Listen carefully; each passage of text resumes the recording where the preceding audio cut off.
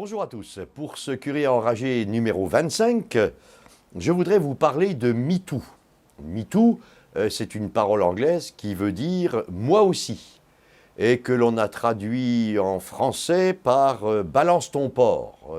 Je vous expliquerai pourquoi.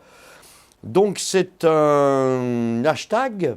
Un hashtag, c'est un signe typographique que l'on utilise pour pour naviguer sur Internet.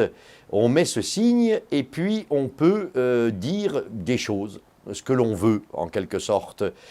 Et dans le cas de MeToo, donc moi aussi, c'est la volonté de donner possibilité à des personnes qui ont été victimes d'abus sexuels ou bien d'interprétations irrespectueuses, d'agressions ou de harcèlement ou d'interpellations salaces pour leur permettre de se plaindre et de faire connaître le phénomène. C'est donc un mouvement, en fait, MeToo, de même que Balance ton porc, qui est sa version française, un mouvement pour partager des expériences, pour faire connaître ce qui arrive, et cela sur les réseaux sociaux. MeToo a été créé en 2007 aux États-Unis, et ce mouvement sans structure, sans organisation, simplement un mouvement d'idées, de pensées, connu une espèce de résurrection en 2017 avec la célèbre affaire Weinstein.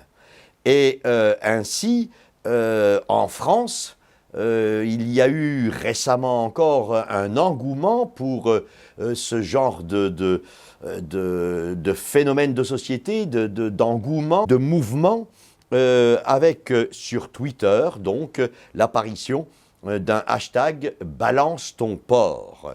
Que nous devons à une journaliste française, Sandra Muller, qui, disait-elle, est fait pour que la peur change de camp. Donc dans un climat très conflictuel, la peur qui change de camp, entendez, la peur qui était dans le règne féminin et qui va se déplacer pour atteindre le règne masculin. Cette Sandra Muller, d'ailleurs, a été traduite en justice par un certain Éric Brion, qui avait été attaqué par Sandra Muller pour des propos déplacés après un cocktail un peu trop arrosé et qui constituait dans des mots vulgaires adressés à cette Sandra Muller. Nous n'avons pas encore le résultat de cette plainte devant les tribunaux français. Donc, en France, il y a eu un engouement, mais aussi dans 85 pays du monde, ce qui est tout de même pas mal.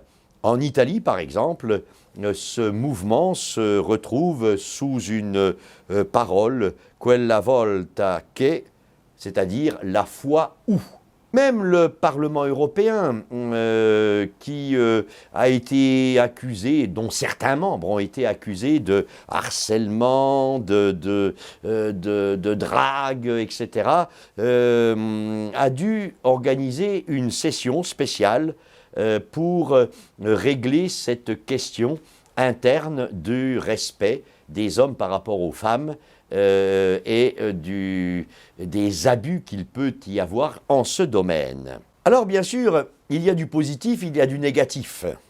Dans cette possibilité de s'exprimer sur Internet, simplement en tapant un hashtag et puis quelques mots-clés, il y a des aspects positifs et négatifs. Les aspects positifs, c'est bien sûr qu'il peut y avoir, de la part des femmes, des souffrances, je dirais, cachées, des souffrances finalement honteuses, dont on ne veut pas parler.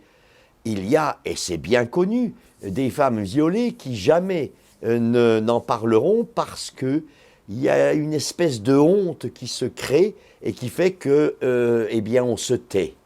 C'est assez curieux comme phénomène psychologique, mais c'est très, très connu. Il est certain que ce genre de procédé sur Internet, de mouvement presque spontané et volontaire, permet à des personnes d'exprimer leur souffrance et de dire ce qui leur est arrivé. Un des aspects positifs aussi de la chose, c'est de nous démontrer par A plus B une dégénérescence, une décadence de notre société, puisque harcèlement, insultes, mots vulgaires adressés à des femmes, tout ça montre que le tissu social est dépourvu du minimum d'éducation nécessaire pour que les gens se respectent entre eux.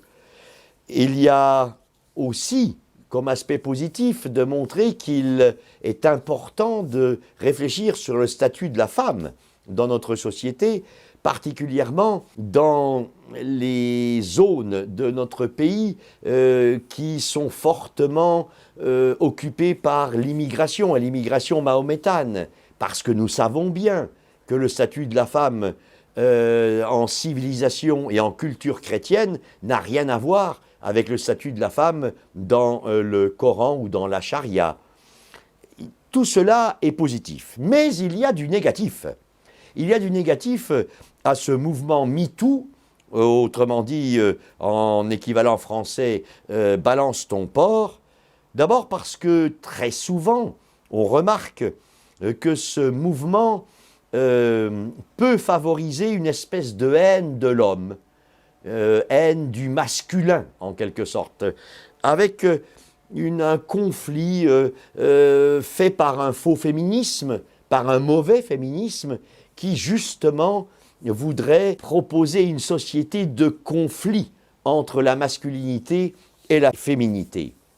Il y a bien sûr aussi le danger d'un gender, de la fameuse théorie du genre, qui ferait que, eh bien, puisqu'il n'y a pas hommes et femmes, on n'autorise plus les hommes à courtiser, à draguer, prenez le terme que vous voulez, les jeunes parlent plus de drague que de courtiser quelqu'un, mais il n'empêche que tout cela est profondément inscrit dans la nature humaine, aussi bien de se laisser courtiser chez les femmes que de courtiser chez les hommes, et particulièrement pour pouvoir fonder un foyer, se marier, avoir des enfants, etc. Ça commence toujours en général par un petit peu de volonté de courtiser la personne, la femme en particulier.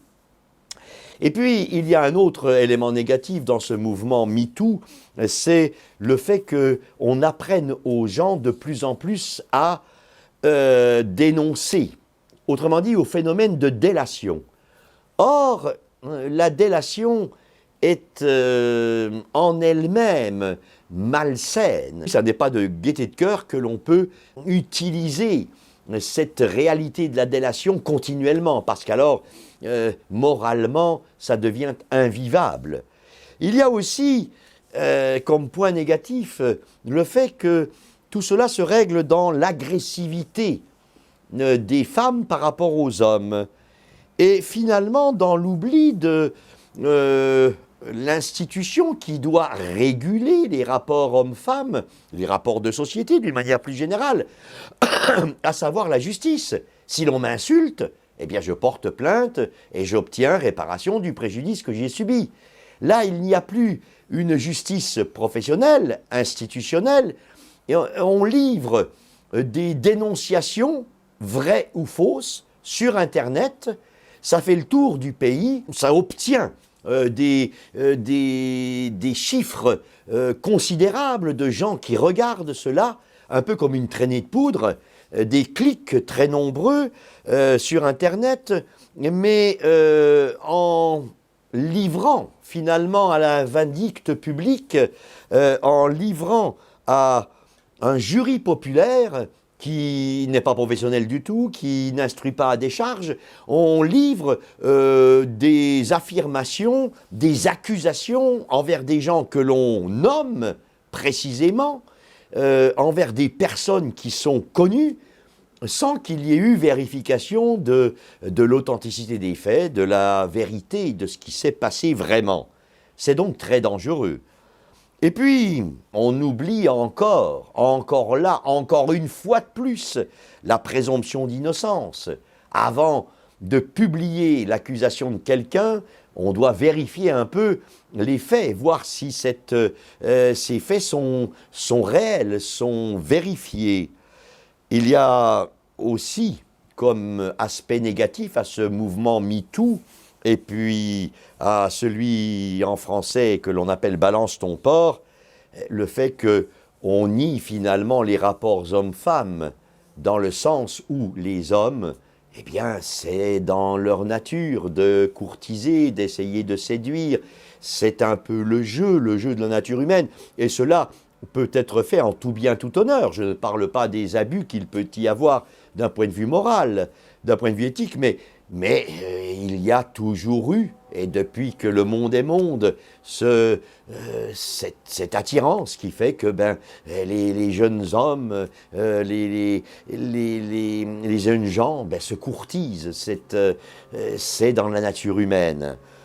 Il y a enfin un aspect encore négatif qui est de laisser libre cours à une certaine vengeance. Bon, j'insulte quelqu'un, je me comporte mal, j'ai un comportement inadapté qui n'est pas opportun, mais on se venge sur moi en diffusant tout cela sur Internet.